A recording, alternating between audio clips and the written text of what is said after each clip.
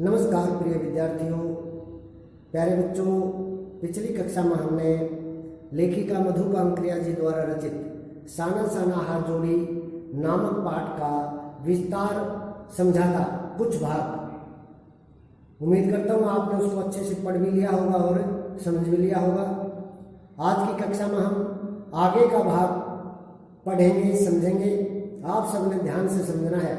पिछले भाग में हमने पढ़ा कि लेखिका उस झरने के पास बैठ करके उसकी ध्वनि को सुनती है और उसका मन करता है कि वह वहीं पर अनंत समय तक बैठी रहे और उस झरने की पुकार को, उसकी ध्वनि को सुनती रहे। लेकिन तभी जितेन वहां आकर के लेखिका को जल्दी चलने के लिए कहता है। जितेन के बार बार कहने पर लेखिका उदास मन से वहां से चल पड़ती है और रास्ते में उसे उससे भी ज्यादा सुंदरता का नज़ारा दिखाई देता है, जिसमें भड़कीले हरे रंग के कालीन ओढ़े, कहीं पर नज़ारा क्या है, भड़कीले हरे रंग की कालीन ओढ़े, कहने का मतलब हरियाली वाला नज़ारा दिखाई देता है। और कहीं पर पीलापन दिखाई देता है, हल्का पीलापन। और कहीं पर प्लस्तर उखड़ी हुई, जिस तरह से दीवार का प्लस्तर उखड़ जाता है, उस प्लस्तर उखड़ी हुई दीवार की तरह पथरीला दृश्य दिखाई देता है।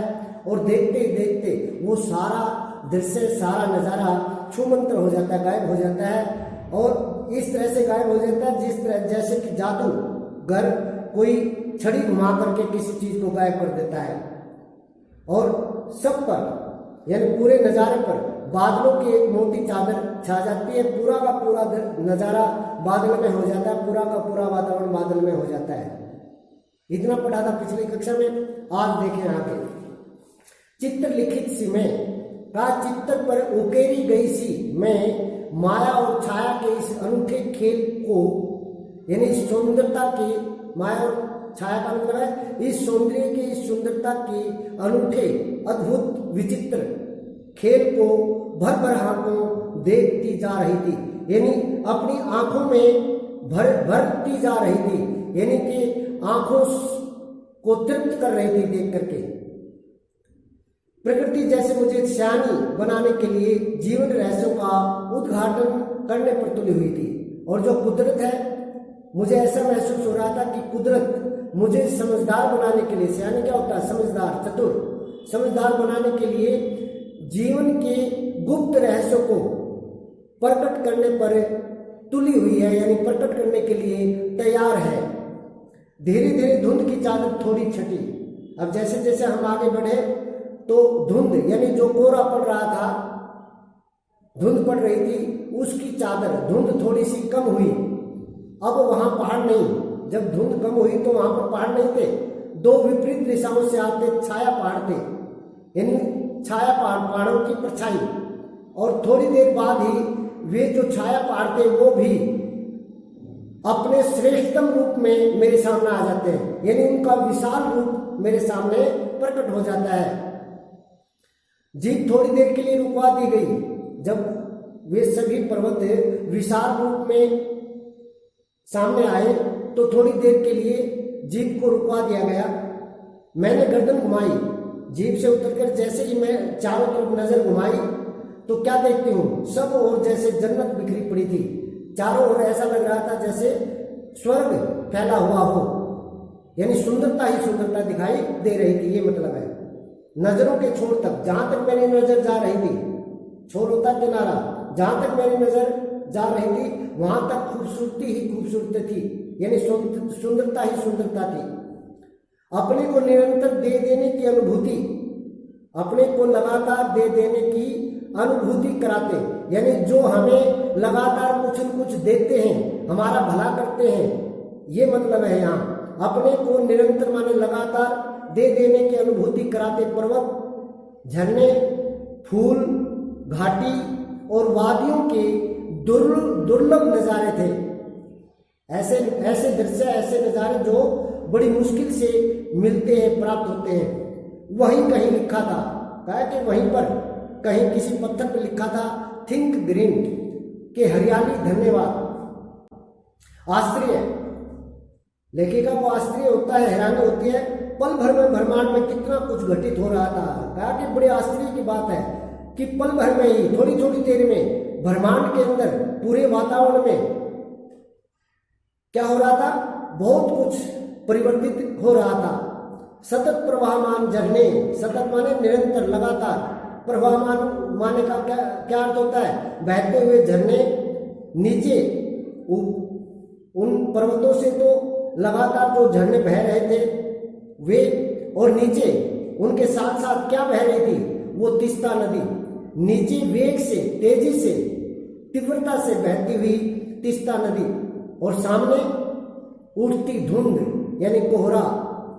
ऊपर आसमान में क्या दिखाई दे रहा था, आसमान में मंडराते आवारा बादल, यानी ऐसे बादल जिनका कोई मतलब नहीं है आसमान में छाने का, यानी जो बरसात करने वाले बादल नहीं हैं, थोथे बादल हैं, वो बेकार में ही, व्यर्थ में ही आसमान में मंडरा रहे हैं, छा रहे हैं। मध्यम मध्यम, धीमी धीमी हवा में हिलोरे लेते, धीमी धीमी हवा चल रही है, उस धीमी धीमी हवा में हिलोरे लेते यानी हिलते हुए, लहराते हुए प्रियता और रूडोडेंड्रो के फूल, जब धीमी धीमी धीमी हवा चल रही थी तो उसमें प्रियता और रूडोडेंड्रो के फूल लहरा रहे थे, हिलोरे ले रहे थे। सब अपनी अपनी लय, तान और प्रवाह में बहते हुए, सभी अपने अपनी मस्ती में बह रहे थे, अपने अपनी तान में, लय तान में बह रहे थे, यानी अपने तरीके से बह रहे थे, कह सकते हैं। चरई वहती, चलते रहो और समय के इसी सतत प्रवाह में, कहा कि समय तो निरंतर चलता रहता है, कभी रुकता नहीं किसी के लिए, तो इसलिए क्या कहा, समय के इसी सतत माने निरंतर, लगातार प्रवाह में माने चलते रहने में या उसके बहते रहने में, तिनके सा बहता, तिनके की तरह बहता हुआ हमारा वजूद, हमारा अस्तित्व। कहा कि जो समय है वो तो निरंतर बहता रहता है, चलता रहता है, और उसके उस प्रवाह में, उसकी उस बहने की धारा में हमारा जो तिनके की तरह हल्का सा वस्तु वजूद है, अस्तित्व है, वह भी क्या हो रहा है, बह रहा है। पहली बार एहसास हुआ जीवन का आनंद है यही चलायमान सौंदर्य। लेखिका कहती है कि इतने सौंदर्य को, यानी परिवर्तित होते हुए सौंदर्य को देख करके मुझे पहली बार एहसास हुआ कि जीवन का आनंद तो इसी परिवर्तनशील सौंदर्य में है। संपूर्णता के उन क्षणों में, संपूर्णता के उन पलों में, क्षण क्या होते हैं, पल, मन इस बिखरे सौंदर्य से, चारों तरफ जो सौंदर्य बिखरा हुआ था, फैला हुआ था, उस बिखरे सौंदर्य से इस कदर, इस तरह से एकात्म हो रहा था, यानी एक हो रहा था कि भीतर बाहर की रेखा मिट गई थी। बाहर और भीतर की जो रेखा होती है, जो सीमा होती है, वह समाप्त हो गई थी। पता ही नहीं चल रहा था कि जैसे कि मान लिया पूरा सौंदर्य फैला हुआ हो, तो इस कमरे की इस दीवार का भी पता नहीं चल रहा था कि ये दीवार यहाँ है कि नहीं है, तो सब एक हो रहा था। आत्मा की सारी खिड़कियां खुलने लगी थी, आत्मा के सभी दरवाजे खुल रहे थे। मैं सचमुच ईश्वर के निकट थी। कहने का मतलब मेरी आत्मा बिल्कुल पवित्र हो गई थी। मन में से सारी बुराइयां, जैसे पहले भी बताया था, सभी बुराइयां, सभी तामसिकताएं दूर हो गई थी और सब दूर हो गई थी, और मैं सचमुच ईश्वर के निकट थी, यानी कि ईश्वर में लीन हो गई थी। उस भगवान में मेरा ध्यान लग गया था। सुबह से की प्रार्थना, सुबह जो मैंने उस नेपाली युवती से प्रार्थना सीखी थी, वह होठों को फिर से छूने लगी थी, यानी दोबारा से फिर वही प्रार्थना में गाने लगी थी। साना साना हाथ जोड़ी, छोटे छोटे हाथ जोड़कर। तभी क्या हुआ कि तभी वह अति इंद्रिय संसार, यानी इंद्रियों के परे का संसार, जो हमारी इंद्रियां, पंच इंद्रिया, ज्ञान इंद्रिया और पंच कर्म इंद्रिया, इन इंद्रियों से परे का संसार क्या हो गया, खंड खंड हो गया। यानी जो मेरा ध्यान उस ईश्वर में लगा हुआ था, वो इन इंद्रियों से परे है, इसलिए अतीन्द्रिय संसार कहा। अतीन्द्रिय संसार खंड खंड हो गया। वो संसार मेरा टुकड़े टुकड़े हो गया, यानी जो मैं जिस तरह से लीन हो रही थी वो सारी लीनता मेरी टूट गई। वह महाभाव सुखी टहनी सा टूट गया। वह जो अतीन्द्रिय संसार, उसको महानुभाव बोला है, महाशय बोला है। कहा कि वो महानुभाव सूखी हुई टहनी की तरह, सूखी हुई डाली की तरह टूट सा गया। यानी जो मैं सपना ले रही थी, ठीक है ना, सपने में खोई हुई थी, वो मेरा सपना क्या हो गया, टूट गया, बिखर गया। दरअसल मंत्र मुग्ध सी मैं तंद्रिल अवस्था में ही थोड़ी दूर तक निकल आई थी कि अचानक पांव में ब्रेक सी लगी। लेखिका कहते हैं कि वास्तविकता तो ये थी कि मैं उस सौंदर्य से मंत्रमुग्ध होकर के,